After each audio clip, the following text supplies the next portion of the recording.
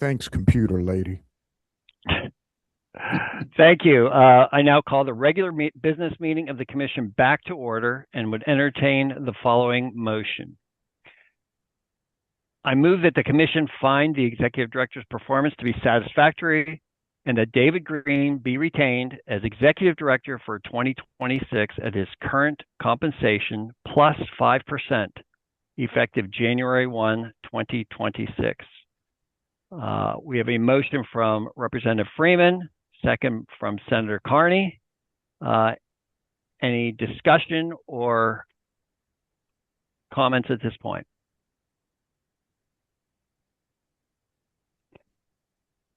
Seeing none, do we have any negative votes on the retention and compensation for David Green?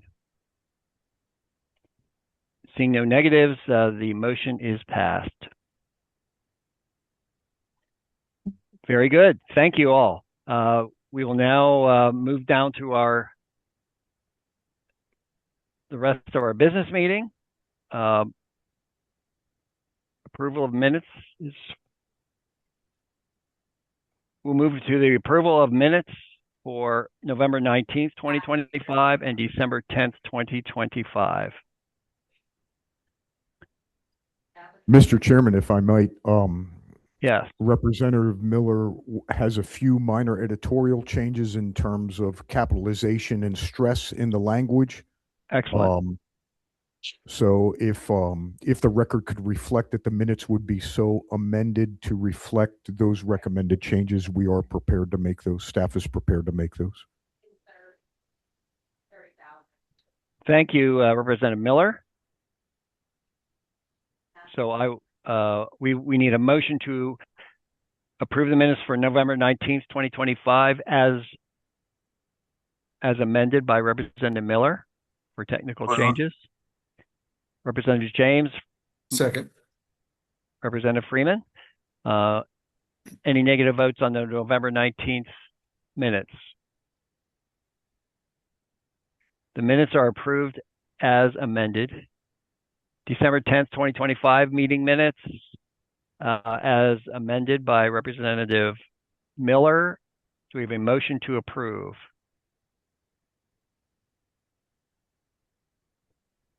So moved. Senator Carney. Second. Senator Dush. Any negative votes on approval of the amended minutes for December 10th? Hearing none, the minutes are approved as corrected. Move on to the financial reports for November and December. David, I will turn that over to you. Thanks, Mr. Chairman. Before that, if I could get a word in, Sure. I want to thank all of the members for their confidence, and say if I've had any success in negotiating this position, it's because of the rest of the commission staff and working with the fabulous support of the members that we have in the commission. So I greatly appreciate being part of your staff, and I thoroughly appreciate being retained. So thank you for your confidence, and here's to a successful 2026 for all of us. With that said, moving on to the November financials in your packet, you will see that in November we expended $102,578.14 in regular itemized expenses from our general appropriation, and we expended $31,236 in code costs for payment of the borough code supplements that we distributed in accordance with the commission motion from last year. And the way we did that, if you direct your attention to the code account, is we deducted that $31,236 from the oldest outstanding appropriation for the commission. That's why you don't see it down on 25-26. So we have quite a few years of appropriations from code distribution still on the books, notwithstanding the fact that since 2019 we have been requesting zero.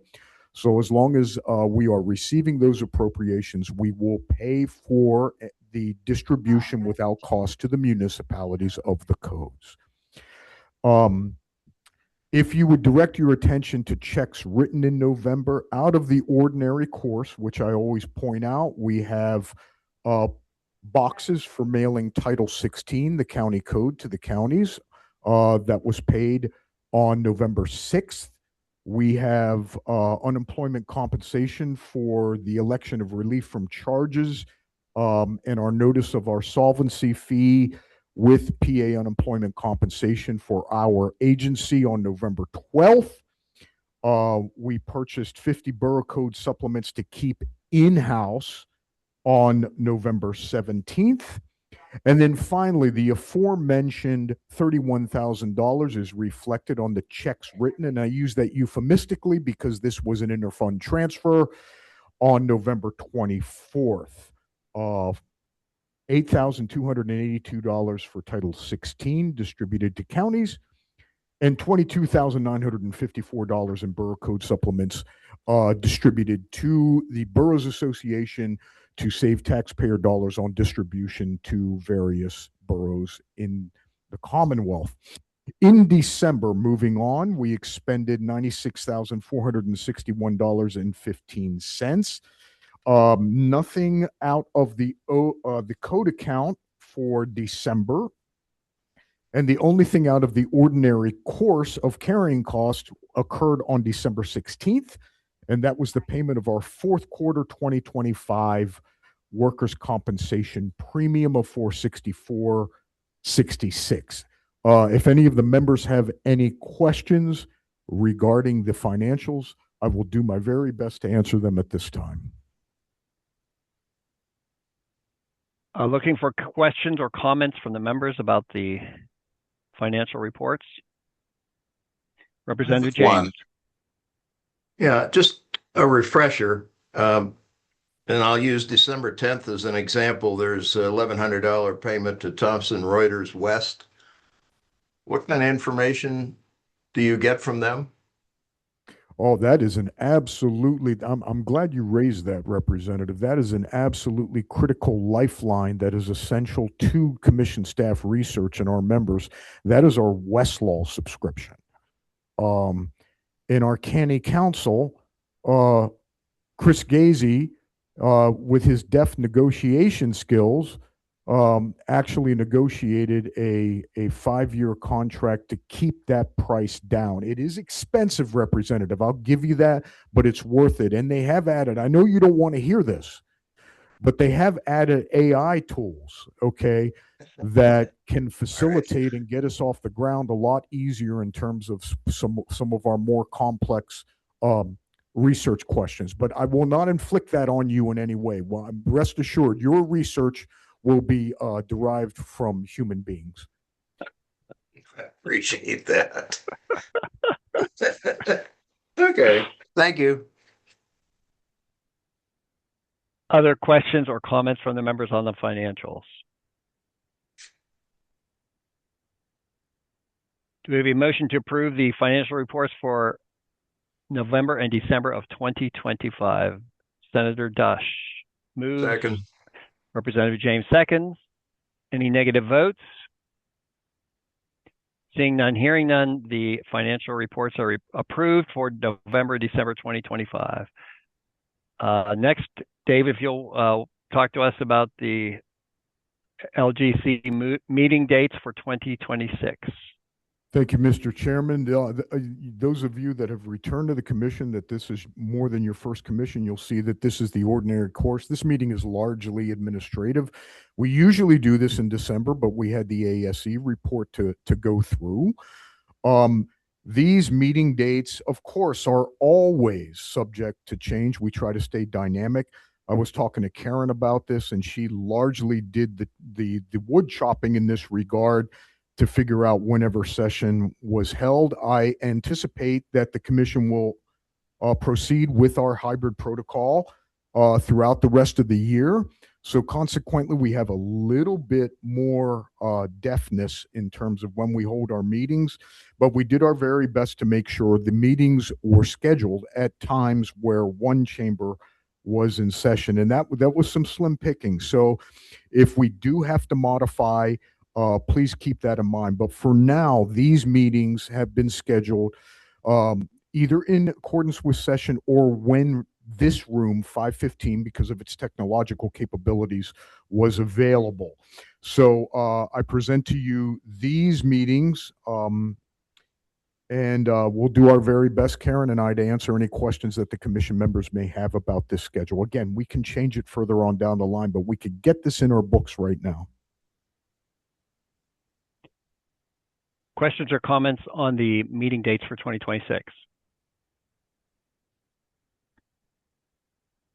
Do we have a motion to approve the meeting dates as presented? So moved. Representative James, Senator Carney. Any negative votes? Seeing none, hearing none, the meeting dates are approved. Thank you, David and Karen. And next item on the agenda is approval of our office closing dates for 2026. Those are included in your packet. Anything to add to that, David? No, largely, I'm we gonna can vocal. approve these. Yeah, these are consistent with past practice. Any questions on those?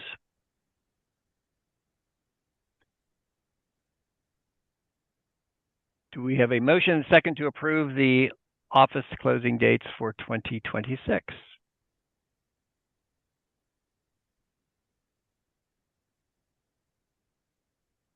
So moved. Senator Kim I'll second. and Senator Dush.